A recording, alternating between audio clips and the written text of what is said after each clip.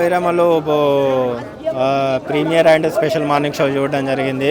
నాకు మూవీలో మెయిన్గా నచ్చిన ప్లాట్ వచ్చేసి కీరవాణి గారి బీజిఎం అన్న. సినిమాని నెక్స్ట్ లెవెల్కి తీసుకెళ్ళిందంటే కీరవాణి గారి బీజిఎం. ఈచ్ ఎలివేషన్ షాట్కి అసలు నార్మల్గా గూస్ బంప్స్ రాలేదు.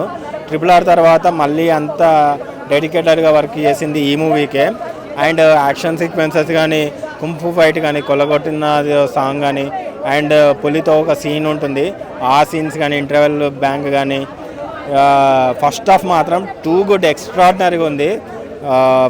పవర్ స్టార్ పవన్ కళ్యాణ్ ఫ్యాన్స్కే కాదు, నా జనరల్ ఆడియన్స్ కూడా చాలా సంవత్సరాల తర్వాత ఆ స్క్రీన్ ప్రజెన్స్ అనేది చూసిన ఫీలింగ్, పెట్టిన డబ్బులకు సాటిస్ఫాక్షన్ ఉంటుంది.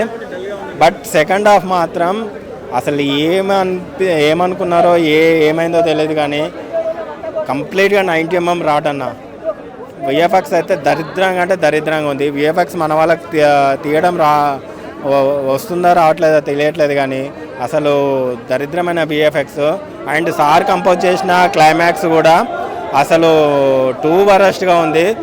పవర్ స్టార్ ఒకటే చెప్పారు సినిమా నుంచి బయటకు వచ్చేటప్పుడు ఒక మంచి హై తోట వస్తారని, బట్ అది ఇంటర్వెల్ వరకే. సెకండ్ హాఫ్ మాత్రం అసలు చెప్తున్నా కదా, ఫస్ట్ హాఫ్ మాత్రం క్రిష్ గారు డైరెక్షన్ చేశారు, సెకండ్ హాఫ్ మాత్రం జ్యోతి కృష్ణ గారు డైరెక్షన్ చేశారు. కొన్ని చోట్ల స్క్రీన్ ప్రజెన్స్ లేక ఏని యూజ్ చేసినట్టు ఉంది. లాస్ట్లో ఒక డైలాగ్ ఉంటుంది, అంది వస్తున్నాడు అని, బట్ సెకండ్ హాఫ్లో మాత్రం అంది వచ్చి సెకండ్ హాఫ్ని మొత్తం తీసుకెళ్ళిపోయింది. అది మాత్రం ఫ్యాక్ట్. సెకండ్ హాఫ్ మాత్రం క్రిష్ గారు డైరెక్షన్ చేసేది ఉంటే మాత్రం సినిమా నెక్స్ట్ లెవెల్లో ఉండేది. ఫస్ట్ హాఫ్ వరకు